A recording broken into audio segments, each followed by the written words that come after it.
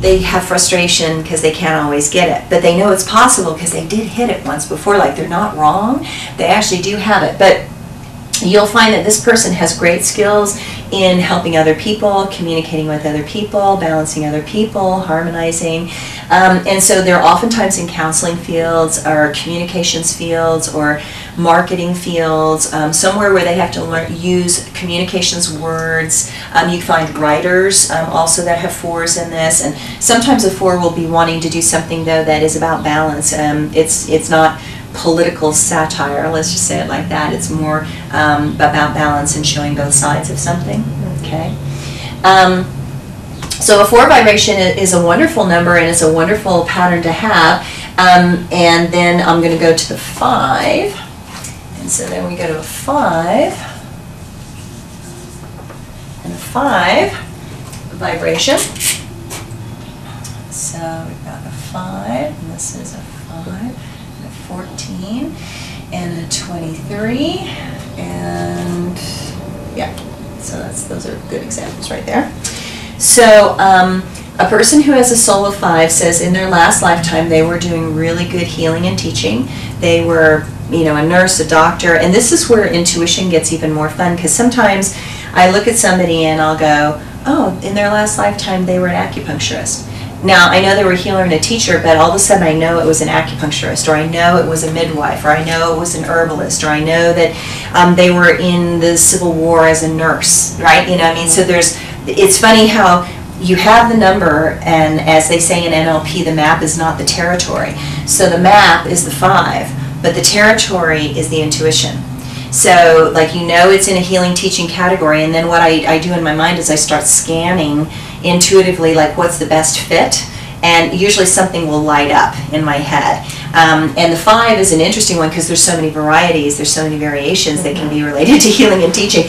So it's like, oh, you were a swordsmith teacher, like you taught swordsmithing, or you know, I mean, there's a lot of teaching things. Oh, you worked with horses, those big prancy ones, or you worked with dogs in hunting capacity, or you were a falconer, and, you know, you taught birds how to hunt. I mean, so it's this whole, like, you know, there's so many varieties of this, but it's kind of a fun, intuitive game to kind of go, what does this feel like? Oh, it feels like flight, or it feels like earth, or, you know. So the soul of 5 says, again, this person was the wounded healer teacher in their last lifetime. They learned something through hook and by crook, as we say. They worked really hard at it. They earned it. So again, it's kind of like being a warrior.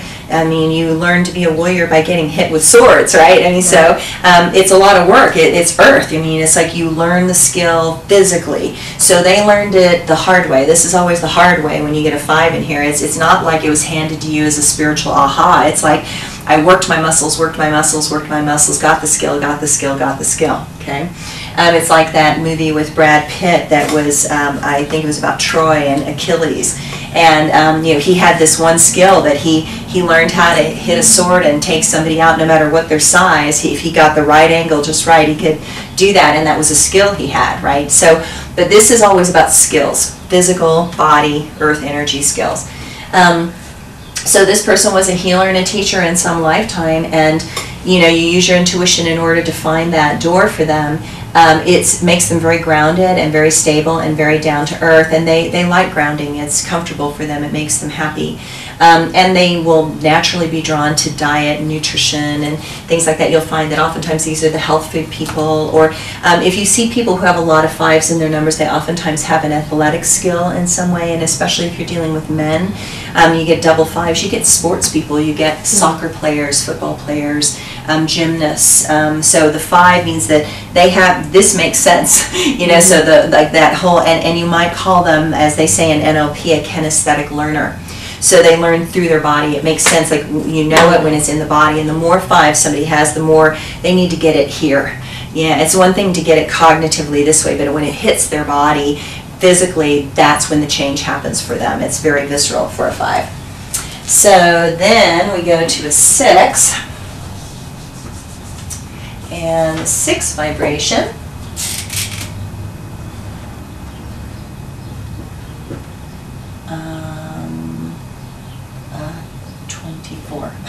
My brain will work. Okay, there we go. So now we're going to the 6th vibration, and a soul of 6 is Saint Hildegard again. So this person was being a spiritually reclusive, celibate, religious person, a Puritan, a monk, a nun, a priest, as an Islamic person singing people to prayer, a Taoist who was working with a system, okay? But these are usually about systems, you know, when it comes to like a structure of a religion, like there is a right and a wrong way, there's a book to follow, there's some sort of pathway. 6s are very artistic and creative because, again, in the old days, the monks sang and the nuns made songs, and a lot of times the monks also did the sculpture or the stained glass. You know, they have these artistic qualities at the same time as spiritual qualities, but again, everything is about uplifting. It's about service. It's about uplifting souls. It's the songs that inspire you. It's the church that inspires you. It's they want to do things that are spiritually uplifting. So a person who has a soul of 6 means that they probably have been being celibate, or they've been trying to do it the right way. So they've got a really strong dogma, whether about right, wrong, good, and bad. And depending on what the other numbers are doing, you can tell, are they breaking out of that, or are they wanting to stick with that? So a person who has a 6 vibration has a very strong right-wrong thing going on, and they're trying to oftentimes break out of that unless they have a karma of 6, which and then they're still doing something related to that. But at the same time, they're wanting to maybe do more relationship. But you can imagine if a person's been celibate in their last lifetime, how much awareness do they maybe have about sexuality in this lifetime? Not quite as much as another person. So they're not as good at it. Like they won't really understand it. So if it's a guy, he just doesn't understand women very well. Like he's go, why does she do that? I don't understand why she does that. And I'm like, well, because you have a 6 here. You've been in a monastery and you were dealing with all guys, you know, or women if you were a nun. I mean, but one way or the other, you weren't really dealing with sex. You weren't dealing with intimacy. You weren't dealing with relationship. That's why this kind of number, I'm going to counsel them on, okay, you didn't do a lot of intimacy in your last lifetime, you're working on intimacy in this lifetime, you're trying to understand the nature of relationship. And again, this person's been a spiritual person but not a sexual person. Can you be sexual and spiritual at the same time? Absolutely. But it's trickier for this person. Okay, that's what they're learning. So then, if we go to 7, 16, 25. Yeah, right. Okay. So they're born on the 7th, the 16th, or the 25th.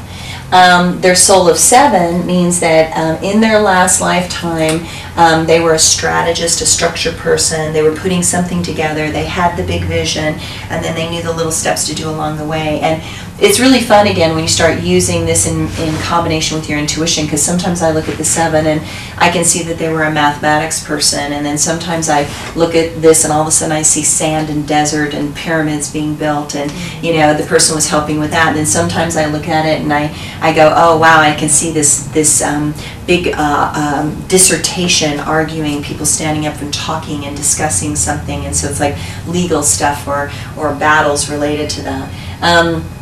So the 7 vibration, again, they like structures and strategies. They're good at managing and supervising people. They're good at putting things together. They sometimes take the hit for being controlling because, again, they're like, this is the structure, this is what we're doing, this is what the boss said we're doing, we're going to do it exactly this way. No, you can't take off today. No, you have to be here for this meeting. Like the 7s are like the rule keepers kind of on a lot of levels. And so the 7s want the systems and in place and done a certain way.